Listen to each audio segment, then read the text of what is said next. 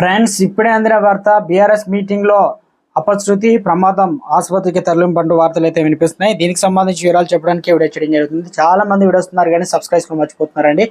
దయచేసి channel subscribe కొని వెళ్ళకని all పెట్టి యాప్ చేయండి. ఇటువంటి ఇంపార్టెంట్ ఇన్ఫర్మేషన్ మిస్ అవ్వకుండా మీ ఫోన్ నోటిఫికేషన్ వస్తుందండి.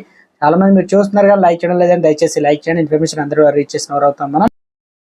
ఇటీవల ప్రమాదాలు ఎప్పుడు ఎలా ముంచుకొస్తున్నాయో అర్థం కాని పరిస్థితి. అప్పటి వరకు మనతో ఉన్న వాళ్ళు హఠాత్తుగా ప్రమాదానికి గురై తీవ్ర గాయాలపాలై చికిత్స పొందుతూ ప్రాణాలతో బయటపడ్డవారు కొందరైతే కన్ను మూసేవారు మరికొందరు. రోడ్డు ప్రమాదాలు, కరెంట్ షాకు, హార్ట్ అటాక్, అగ్ని ప్రమాదాలు ఇలా ఎన్నో రకాలుగా జరుగుతున్నాయి. ప్రస్తుతం తెలుగు రాష్ట్రంలో ఎన్నికల సందడి నడుస్తుంది. తెలంగాణలో అధికార పార్టీ మరోసారి తన సత్తా చాటేందుకు ప్రయత్నిస్తుంటే ప్రతిపక్షాల పార్టీ మళ్ళీ పూర్వ వైభవాన్ని తెచ్చుకునే ప్రయత్నం చేస్తుంది.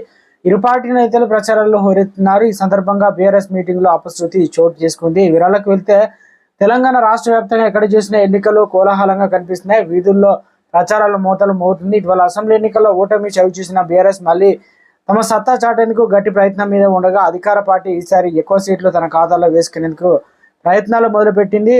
దారుల్లోని ఓ ఫంక్షన్ హాల్లో గురువారం బీఆర్ఎస్ పార్టీ కార్యకర్తల సమావేశం ఏర్పాటు చేశారు. ఈ సందర్భంగా సమావేశంలో పార్లమెంట్లో ఎన్నికల బీఆర్ఎస్ సత్తా చాటాలని ఎక్కువ మంది ఎంపీ సీట్లు వచ్చేలా కృషి చేయాలని కార్యకర్తలు హితబోధ చేశారు. సమావేశానంతరం భోజనాలు ఏర్పాటు చేశారు. సమయంలో నాయకులు, కార్యకర్తలు ఒక్కసారిగా భోజనానికి వెళ్లారు. ఈ క్రమంలో అక్కడ కాస్త గందరగోళ పరిస్థితి నెలకొంది. ఒకరినొకరే తోసుకుంటూ చికెన్ కర్రీ వేసుకునేందుకు ముందుకు వెళ్లారు. అంతలోనే మండల పరిధిలోని కుక్కింద గ్రామానికి చెందిన బీఆర్ఎస్ కార్యకర్త గొర్రెంకల మల్లయ్య కార్యకర్త తోపులాట్లు అదుపు తప్పి పక్కన ఉన్నటువంటి చికెన్ భోజనంలో పడిపోయారు. ఈ ప్రమాదంలో మల్లయ్యకు తీవ్ర గాయాలయ్యాయి. వెంటనే కార్యకర్తల నాయకులు ఆయన్ని ఆసుపత్రి అనగా వికారాబాద్ ఆసుపత్రికి తరలించారు. అప్పటి వరకు పార్టీ నేతలు, కార్యకర్తలు మాట్లాడుతూ సందడిగా ఉన్న మల్లయ్య హఠాత్తుగా ప్రమాదానికి గురికావడంతో అందరూ షాక్ లో మునిగిపోయారు. ఇంకా పూర్తి వివరాలు అయితే తెలియాల్సి ఉంది అంటున్నారు.